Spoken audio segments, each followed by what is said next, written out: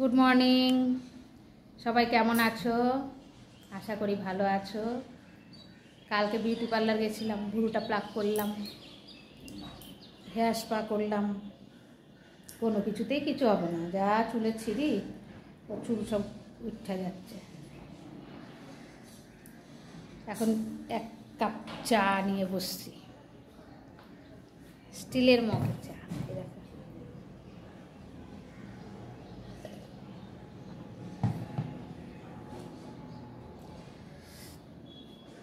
আজকে হবে আন্ডা আন্ডা আন্ডা আলু দিয়ে আন্ডা আন্ডার ঝোল আর ভাত।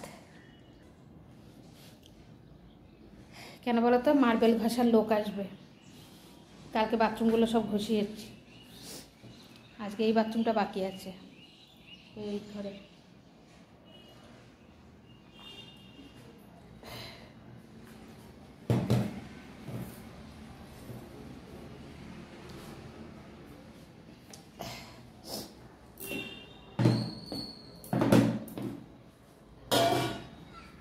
ভাত বসাবো, ভাতের চাল ধোবো, বহুত কাজ, ভাল লাগে না।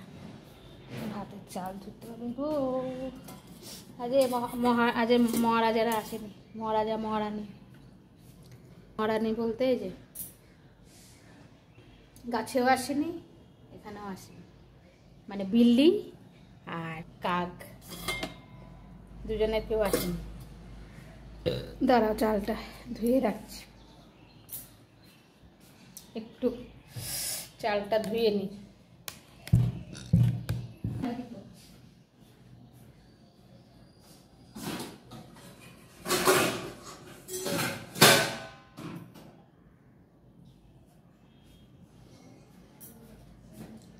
চাল আগে এতে করবো।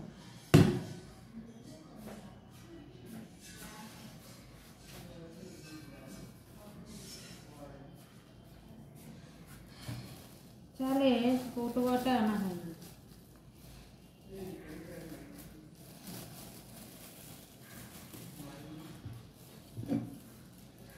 কাপ দিয়ে তুলি, কাপ কাপ দিয়ে খেয়েছিল।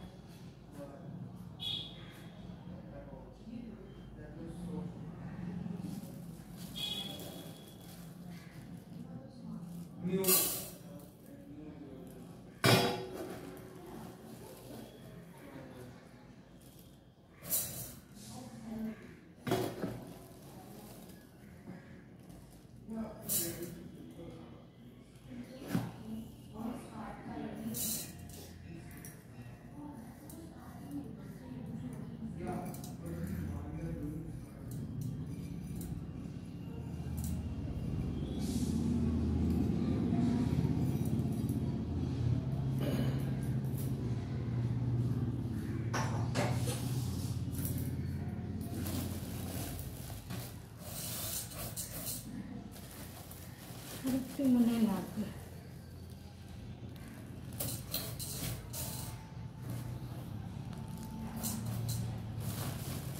হয়ে যাবে। আমরা যা খাই আমাদের হয়ে যাবে।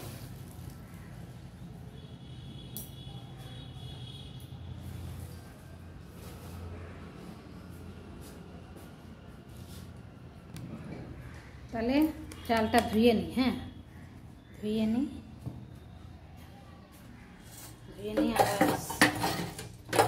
আবার আসছি। হ্যাঁ, এক হাতে তো ধোয়া যাচ্ছে না। তোমরা ততক্ষণ চা খেয়ে নাও, বাজারে জোগাড় করে নাও, আজকে কি মেনু হবে সব রান্না। কালকে রাস্তায় বেরিয়েছিলাম, একটা ঘটনা ঘটেছে, তোমাদের সঙ্গে শেয়ার করি। সেটা হচ্ছে, আমি রাস্তা দিয়ে হেঁটে আসি, বিউটি পার্লার থেকে বেরিয়ে আমি ছেলে মেয়ে তিনজনেই গেছিলাম। তা একটা বয়স্ক মহিলা হন্তদন্ত হয়ে আসছে, সে এবার আমাকে বলছে, মা আমি না চোরও না, ছিনতাইবাজও না, তোমার মোবাইল থেকে একটা আমার বৌমাকে ফোন করবে, একটু আমি আসতে বলবো এই পোস্ট অফিসে, সন্তোষপুর পোস্ট অফিসে। তা তাহলে হ্যাঁ, করবো না কেন। উনি বারে বারে খালি করছে আমি চোরও না, আমি ছিনতাইবাজও না, আমি চোর না ছিনতাইবাজ, খালি বলছে। আজ শুনুন, মানুষকে দেখলে বোঝা যায় আপনি কেন চোর হতে যাবেন, ছিনতাইবাজ হতে যাবেন। এবার মানুষের মানে তাই ভাবছি যে মানুষের উপর বিশ্বাসটাও পর্যন্ত এখন হারিয়ে ফেলেছে।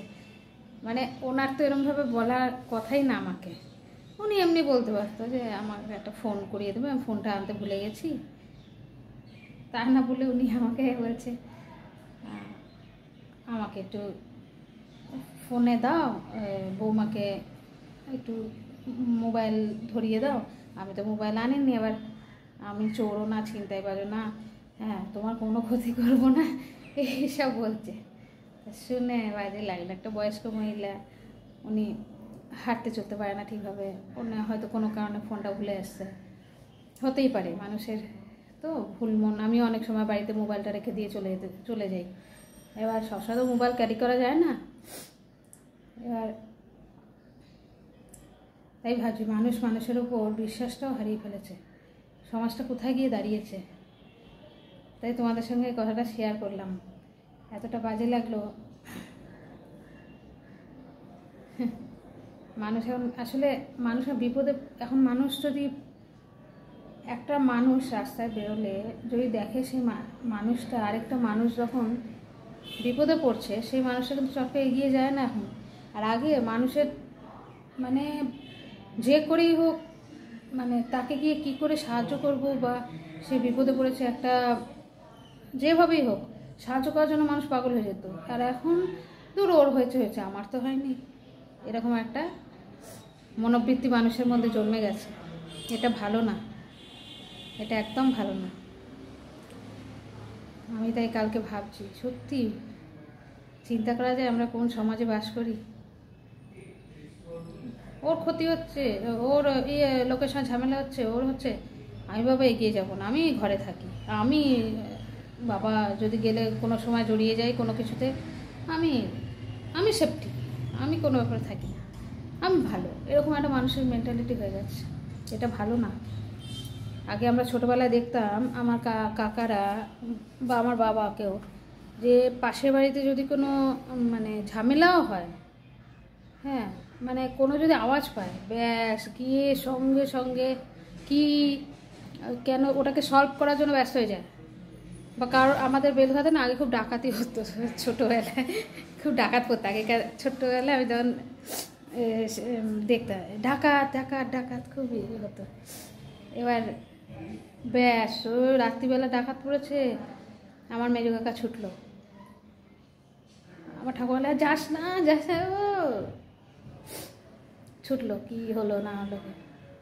আগে ছোটোবেলায় খুব ডাকাতি হতো, আমাদের বেলঘুরিয়ার সাইডে খুব হতো, কামারহাটি বেলঘুরিয়া এসব সাইডে না আগে খুব হতো। এখন তো বন্ধ হয়ে গেছে অনেক কিছু, এখন অনেক সমাজ উন্নত। তখন তো আর এত, আজকে প্রায় আমি 83 সালের কথা বলছি, আমার 82 সালে জন্ম, 83, 84, 85, 86 এসব টাইমের কথা বলছি। তখন তো বাবা খুব ভয় লাগতো। এখন অনেক মানুষ পাল্টে গেছে, সমাজ এখন অনেক উন্নত।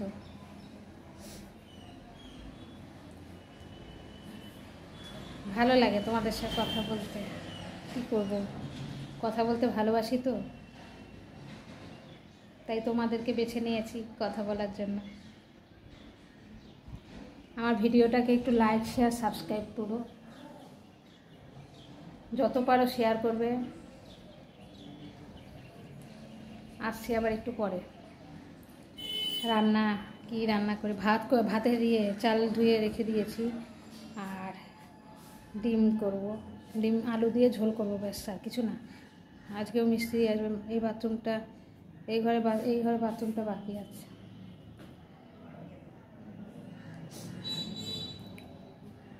আমার বাড়ির পাশে, এই মুকুন্দপুর বাড়ির পাশে একটা পুকুর আছে, পুকুরটা আর কি অবস্থা, সত্যি খুব বাজে লাগে। কি লড়াই করব, দেখো পুকুরটার অবস্থা দেখো।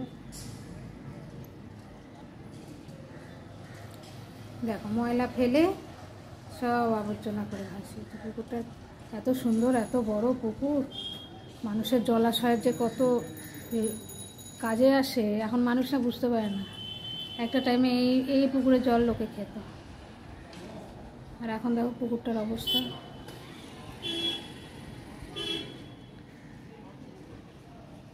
আমি চাই সরকার এটাকে নিয়ে একটা সুন্দর করে লেক টাইপের বানিয়ে দিই, তাহলে ও লোকের ময়লা ফেলাটা বন্ধ হবে। দেখো তোমরা দেখো ময়লা দেখো, ময়লা একটা পুকুরে সব ময়লা ফেলে। এই যে বড় বড় বাড়ি করেছে পেছনে, সব ময়লাগুলো এখানে ফেলবে। ওরা এখন কোটিপতি হয়ে গেছে, মুখোদরের লোকরা এখন কোটিপতি, তো ওই পুকুরটাকে পুকুর বলে মনে করে না। খুব অন্যায়, এটা খুব অন্যায়। দেখলে একটা পুকুরের অবস্থা, পুকুরটা কত দরকার, একটা মানুষের বিপদ আপদ সব কিছুতে দরকার, সেই পুকুরটা আর কি অবস্থা। যাকে আসছি আবার একটু পরে। রান্না দেখো, ডিমের ঝোল ভাত,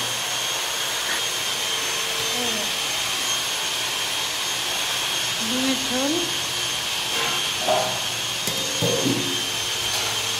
আর এই যে ভাত বসিয়েছি, এখন মিক্সি কাজ করছে মার্বেলে।